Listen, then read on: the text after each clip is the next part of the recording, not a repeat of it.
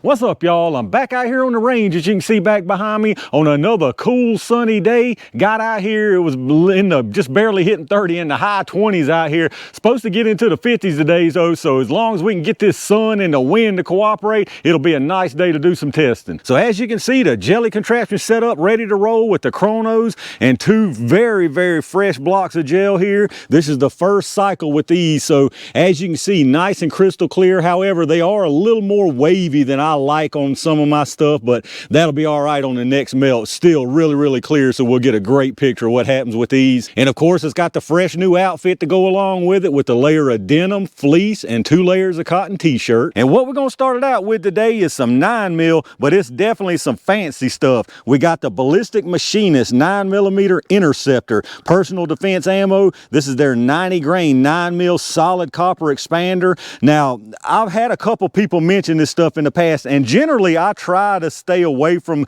seeing other tests and other info before I test stuff, just so I can kind of go into it clear, unbiased, and kind of get surprised myself. But I have seen a few tests of this stuff and I know what it does, so I haven't picked it up. I've been hesitant to pick any of it up because I know what it does. It gets massive expansion. That's what it's designed to do.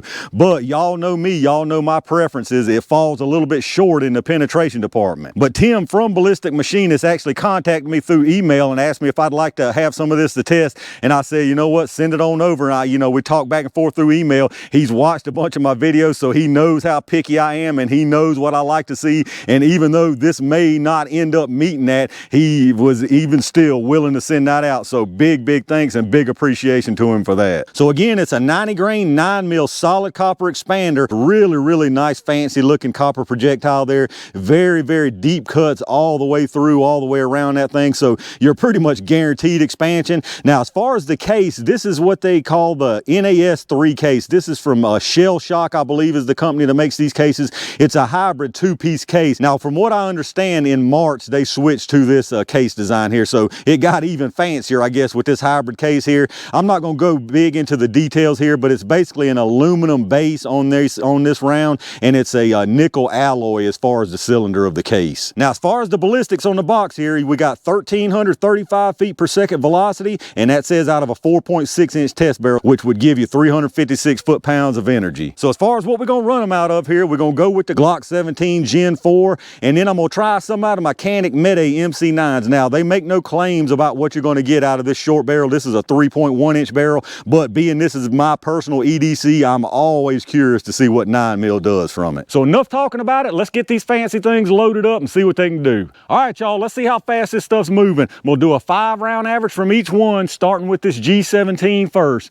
Now, those y'all, again, who aren't familiar with my videos and the lab radar here, you're gonna get multiple velocity readings. Your large one will be from your muzzle, and then you'll have 5 additional ones. One of them set for 3 yards, which is roughly where the gel is, and then you'll have 10, 15, 25, and 50.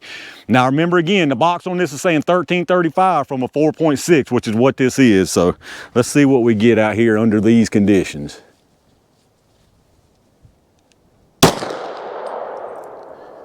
$13.57, $13.89, $13.87, $13.89. And that was another $13.89. So let me tell you something right now. Not only did it meet the velocity, it exceeded it. And that's very consistent. That first one was a little bit off, probably just because of cold barrel or whatever. But other than that, really consistent. So let's check out that average. All right, so our 5-round average on that was 1,382 feet per second. So well exceeded the 1335. We had a high there of 1389, and then that low first round was 1357. Again, that could have been cold barrel, I don't know. So that gave us an extreme spread of 33 and a standard deviation of 14.3. But throwing out that first round, all of them were right there within a handful FPS of each other. So really nice consistency on that. Let's get this stuff reset and let's see what they do out of the MC9. All right, let's see what they do out of this 3-inch MC9. After seeing the velocity out of that G17, I wouldn't be surprised if this 3-inch meets that 1335 on the box. But let's see what they do for us, y'all. 5 rounds on this one also.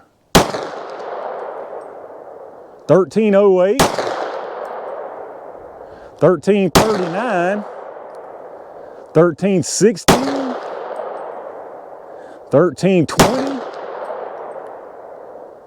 And another 1320 at the end. So again, it didn't quite meet that 1335, but again, other than that first round, seemed like the rest of them were really consistent. Let's check out this average. All right, so our 5-round average that time through the 3-inch MC9 was 1,321 feet per second. So it still almost met that 1335. So I think Tim spiced these up. Now, I'm only kidding about that, but definitely glad to see the velocity on that. We had a high of 1339 and a low of 1308, and I believe that low was the first round again, so it may just be the cold barrel on these. Extreme spread of 30 and standard deviation of 11.2, so about the same right there. Really good speeds from this stuff compared to what the box claims. I mean, they're right there and then some on the G17. So 1321 there, and if you remember on the G17, it was 1382, so you're talking about 61 feet per second faster from the G17. That's figures about right for the barrel difference there. So I think they're going to do exactly what they claim to do in the gel here. I think they're going to have incredibly massive, nice expansion on them. I think if I was guessing, I believe the MC9 is going to fall a little bit short on penetration for what I personally like. The G17, I'm kind of hoping that it's moving so fast it peels them pedals on back some and gets some penetration. But let's get this stuff set up, and y'all know what time it is. All right, y'all, it's fancy expansion jelly time. I'm gonna put one from each barrel length into the gel, starting with this G17 first. Again, I'm hoping that this stuff's moving so fast it peels them pedals back and gives me, you know, 13, 14, 15 inches of penetration. I know that's wishful thinking, but either way, I think it's gonna do exactly what it's supposed to do here. Let's see what we get.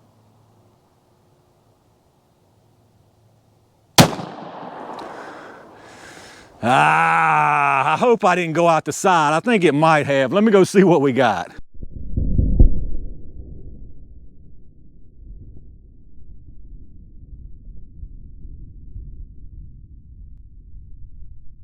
All right, y'all, I was definitely wishful thinking on that one. As you can see, it did exactly what it claims to do. You got some massive expansion down there, but the penetration is just lacking for me personally. So let's see what the MC9 does. This will be curious to see what the little bit less speed does. Probably not much difference, but let's see what happens. I'm feeling rusty today too. I'm gonna tell y'all right now, there's liable to be some jelly drama sometime throughout the day. Let's see if I can get this one in there without starting the drama already. All right, that went exactly where I wanted it. So this little MC9s, I know I brag on this thing all the time, but it puts these things exactly where I pointed at. Let's go down there and see what we got.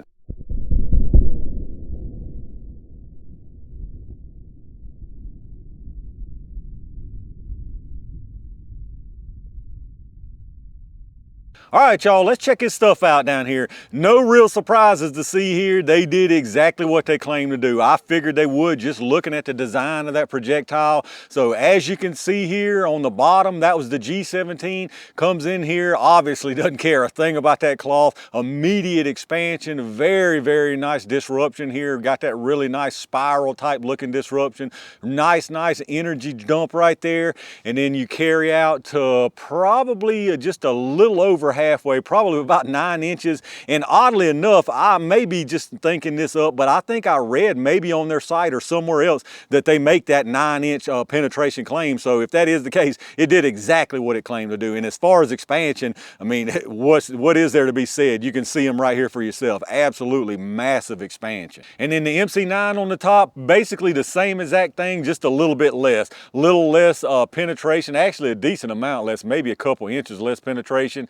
As far as the disruption there, you know, that's kind of subjective, just depending on how you look at it. About the same there, probably a little less just because of the speed.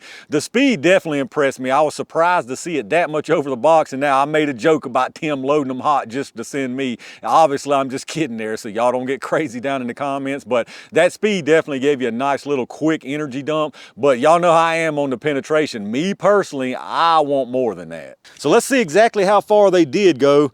This first one from the G17, it's actually at 9.5 inches. So again, exactly what they claim there. And then the MC9 is actually right at 8 inches. So it's right there where the claims are as well. So penetration wise, again, not as much as I want to see, but exactly what they claim. This gel's so clear, you probably didn't even need a close-up, but there you go. Again, on the top, MC9, bottom, G17. Probably can get both of them in a picture and give you a nice close-up. And there you can see the projectiles, obviously. Massive, massive expansion on those things. Just exactly what they're supposed to do. All right, y'all, let's check out these projectiles. I mean, that's some impressive looking stuff right there. There's no doubt about it. When you get a nice copper expanding round that actually does what it's supposed to do, it's a really, really impressive looking thing. So this one here is from the MC9. This one's from the G17. Show you the bases there. So completely intact, nothing lost at all that I can tell. Now, what I can show you here is you can see these from the MC9. One's a little bit dipped down, but if you kind of take a look at this one here from the G17, I don't know how well that little bit's gonna come through on camera, but they are peeled back a little bit farther than 90 degrees on the 17, especially that one to the left right here on this one.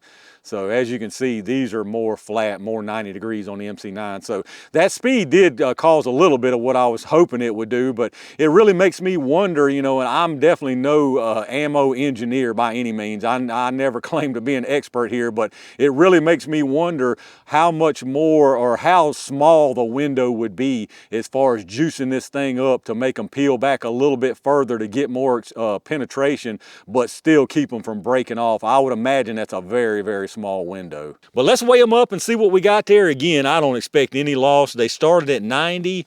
The MC9 is at 90.6, so absolutely nothing lost there. The G17 is 90.8, so again, no kind of loss from either one of them. And let's get some measurements on these big old things. I mean, this is going to be the most impressive part right here. So you got 1.05 inches and 1.05 again, so absolutely incredible expansion for a 9mm. That's over an inch for a 9mm, and very, very even symmetrical expansion also. And then the one here on the G17, I'm betting this is going to be just a hair smaller. You got 1.01 and 1.02, so just a hair smaller. You can tell, like I said, it bent back a little bit further, but again, absolutely incredible expansion from 9mm to expand to over an inch in diameter.